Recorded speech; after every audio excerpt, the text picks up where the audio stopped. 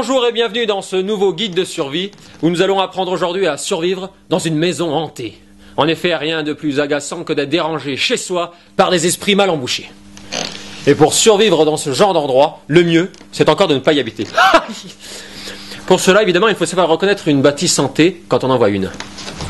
Mais c'est votre jour de chance, car je suis là aujourd'hui pour vous apprendre tout ce que vous devez savoir.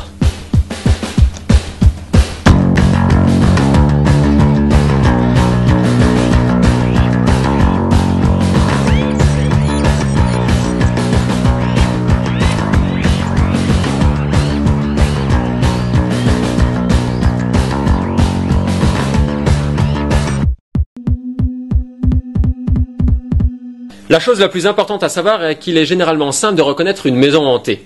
Et il vous suffit simplement de vous renseigner auprès du voisinage. Rien de tel que la petite vieille du quartier pour apprendre que votre futur appartement a été le témoin d'un quadruple homicide à la scie circulaire. Bref.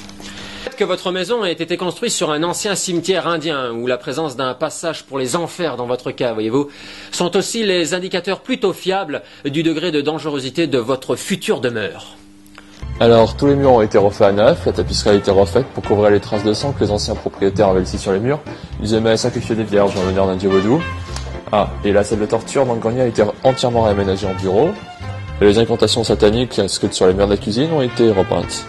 À part ça, c'est un quartier plutôt calme.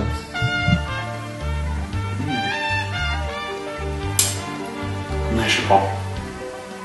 Et si, malgré votre petite enquête, ou tout simplement parce que vous aimez vous faire pourrir la vie par des fantômes farceurs, vous vous retrouvez dans une maison hantée, il y a quelques règles à connaître.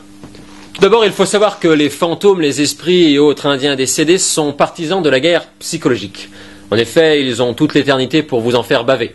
Alors ne vous attendez pas dès le premier jour à des murs qui saignent ou à des apparitions monstrueuses. Non, faites plutôt attention aux petits détails du quotidien.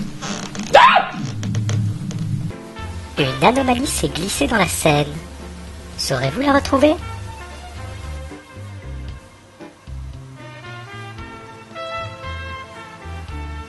C'est exact. Une casserole qui vole n'est pas une chose naturelle. Soyez donc sur vos gardes. Les fantômes ont aussi un curieux sens de l'humour, que vous pouvez partager d'ailleurs, cela vous facilitera grandement la vie. Ils aiment par exemple coincer les portes, mettre de la boue dans l'évier, taguer vos murs, marcher avec des gros sabots au beau milieu de la nuit, ouvrir les fenêtres, tuer votre chat, kidnapper votre enfant, violer votre mère évidemment. Bref, vous n'aurez plus une seule minute à vous et vos nerfs seront mis à rude épreuve. Vous vous demanderez alors pourquoi ? Pourquoi est-ce que ça m'arrive à moi ? Ta gueule, voyou. Il n'y a aucune réponse à ça, il est inutile de perdre votre temps à essayer d'en trouver une. La maison ne vous aime pas, les fantômes vous haïssent, les esprits détestent l'odeur de votre parfum. Quoi qu'il en soit, leur seul but est de faire de votre vie un enfer. Mais ce n'est pas pour ça qu'il faut leur faciliter la tâche.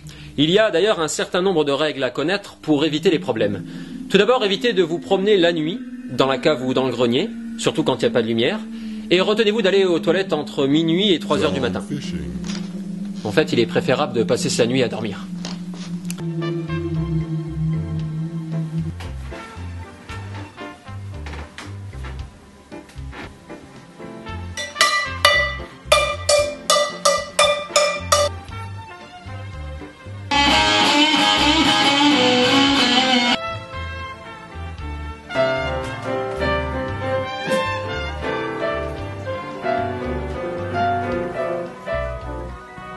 Il faut savoir qu'en situation de crise, il est inutile d'hurler ou de crier à l'aide.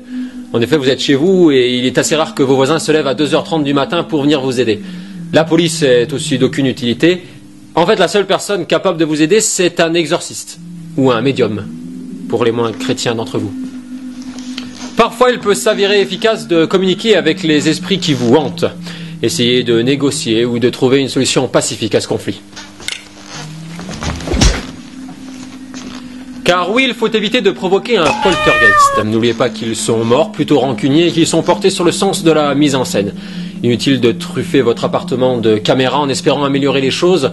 Tout ce que vous aurez au final, c'est un film de vacances avec des casseroles qui bougent.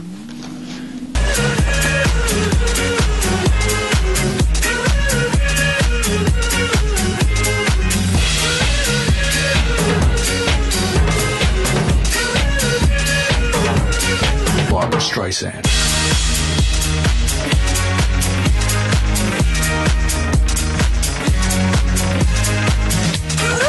Et si jamais vous êtes les heureux parents d'un ou même plusieurs bambins, sachez qu'ils sont les interlocuteurs préférés des fantômes, des sortes de paraboles à esprit.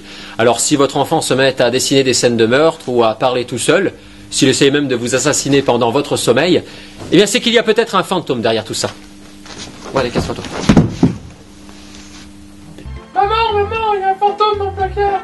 Mais non, mon chéri, c'est ton imagination. Allez, rendors-toi. Mais maman, il y a un ours dans le placard. Bien, ce sera tout pour aujourd'hui. La semaine prochaine, nous apprendrons à survivre dans un camp de vacances hanté par des nudistes revanchards. Ah non, repose ça, toi. Repose cette caméra, fantôme de merde. Oh putain. Tu vas voir, je vais aller voir ta mère. C'est pas parce que je t'ai giclé tout à l'heure que t'es obligé de faire des conneries avec la caméra. C'est du matos de pro, merde.